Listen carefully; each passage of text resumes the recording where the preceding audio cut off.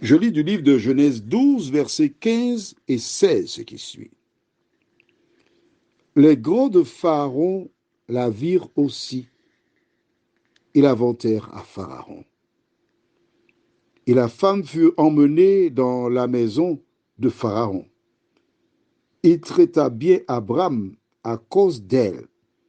Et Abram reçut des brebis, des bœufs, des ânes, des serviteurs et des servantes, des ânesses et des chameaux. Prions. Notre Seigneur, notre Dieu, nous te remercions pour la parole.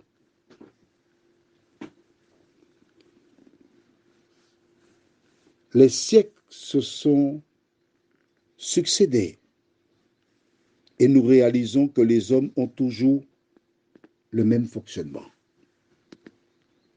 Que le Saint-Esprit nous éclaire et nous dirige dans toute la vérité. Nous te prions et te demandons cette grâce au nom de Jésus. Amen. En lisant toujours dans le même chapitre, je lirai à nouveau le verset 10 jusqu'au verset 13. Il y eut une famine dans le pays, et Abram descendit en Égypte pour y séjourner, car la famine était grande dans le pays. Comme il était prêt d'entrer en Égypte, il dit à Saraï, sa femme, « Voici, je sais que tu es une femme belle de figure. Quand les Égyptiens te verront, ils diront, c'est sa femme, et ils me tueront et te laisseront la vie. Dis, je te prie, que tu es ma sœur, afin que je sois bien traité à cause de toi et que mon âme vive grâce à toi. » Abraham connaissait les us et coutumes. Et les choses se sont déroulées exactement comme il avait dit à Saraï. Avec un petit bémol quand même. Il a dit, ils me tueront quand ils te verront. Que s'est-il passé? Qui va parler de la femme à Pharaon? Ça a toute son importance. Hein? Verset 16. Les grands de Pharaon la virent aussi et la vantèrent à Pharaon. Waouh! Donc, je t'explique. C'est facile, très facile à comprendre.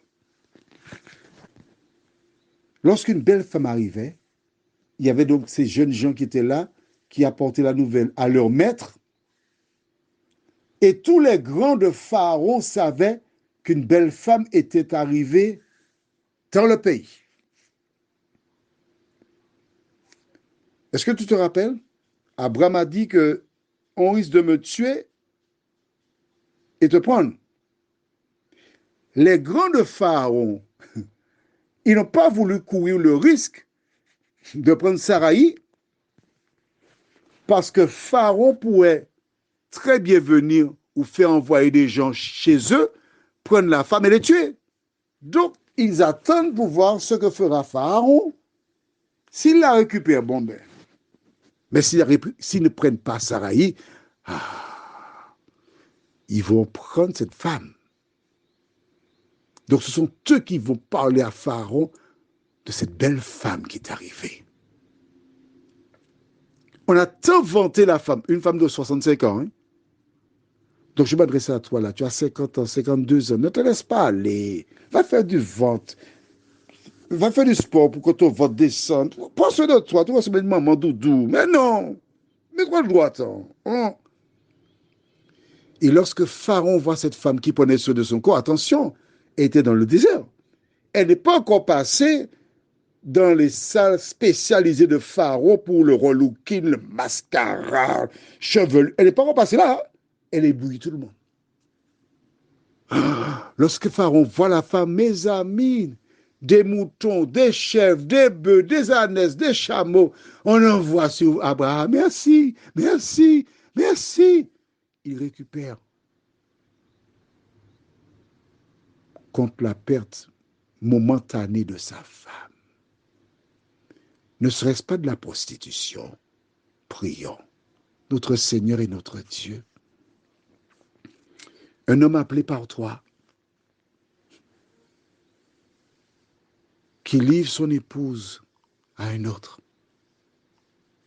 Mais nous ne sommes pas là pour juger Abraham,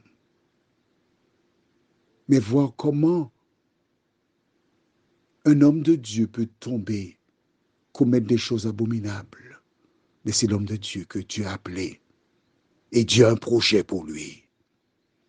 À travers cette histoire, tu nous montres que les hommes que tu appelles ne sont pas parfaits, mais dans le temps, tu travailles leur cœur. T'aides nous aider à répondre à ton appel. Car tu nous dis dans Matthieu 11, verset 28, « Venez à moi, vous tous qui êtes fatigués et chargés, et je vous donnerai du repos. » Seigneur, merci pour ta parole. Merci pour l'histoire d'Abraham qui nous encourage, qui nous fortifie. Au nom de Jésus. Amen. Je te souhaite une bonne journée.